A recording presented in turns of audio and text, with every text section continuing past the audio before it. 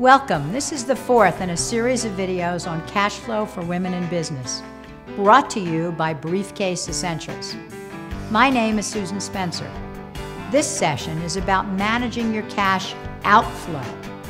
I want to take you back to our first session so that you will realize how far we have already come toward being realistic about starting your own business. If you remember from session 1, I showed you a woman trying to catch some flying dollars. I wish those flying dollars were as easy to catch as they look. But the truth is, keeping dollars, cash flow in your business takes real discipline, something all women have an abundance of. So let's turn it on when it counts. Starting a business and managing your cash flow. Starting a business is filled with lots of surprises. One of the biggest surprises is how much of your cash flow goes out the door. The last few videos, I have emphasized cash flow that flows into the business through sales, lines of credit, and loans. This video will focus on money that you spend to cover all your costs of running and operating your business. This is the same chart again that we started with in the beginning, just to refresh your memory. I want to show and tell you what it is really like with no sugarcoating so that you can minimize the surprises that you face in starting a business. Be prepared when you start a company to go at least 6 months without a paycheck, or do not leave your current employment to start your own business. When I started my food distribution company, I knew up front that I wasn't going to be able to pay myself a salary in the beginning.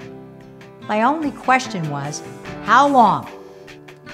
I knew that the more jobs I was willing to take on, the less employees I would need to hire. And therefore, the sooner I would have enough cash flow to pay myself.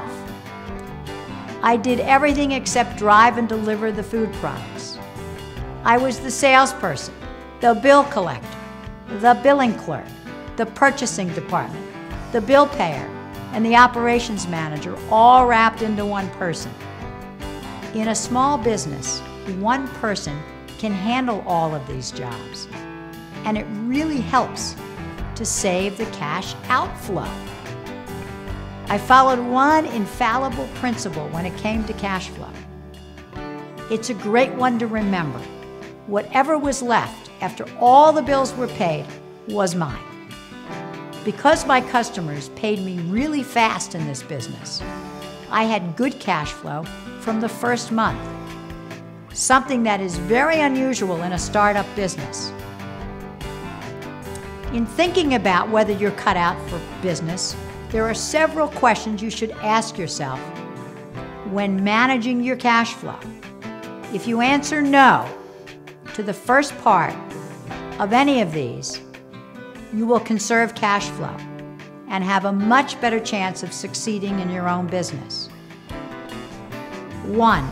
Do I need an office or can I work out of my house? 2.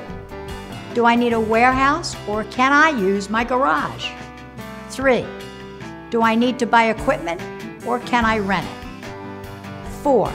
Do I need to travel long distances to sell product or can I sell potential customers in the area closest to my home base first? 5. Do I need to pay my suppliers faster than I collect money from the sales I make? 6. Do I need to have fancy stationery and other supplies in the beginning, or can I put invoices together myself? 7. Do I need to have someone design a fancy website, or can I find a way to start one myself? This is just a sampling of the cash flow decisions you will be making in your own business. Look at the chart that we started with one more time. If you can honestly put down all the costs that will have to be paid out, and many that will come out of nowhere, and you still want to start your own business, I think you have the right attitude to go for it. So what are the takeaways from this session on cash outflow? Be prepared by making a detailed schedule of all your costs, your cash outflow. Know on the front end, if it's a startup, that you may not get a paycheck for up to 6 months or more. Believe in yourself, trust your instincts, and keep your cash outflow limited to the bare essentials. Don't forget to view the final volume in this series on cash flow, Volume 5. It takes cash flow to a whole new level of appreciation for women's creative solutions.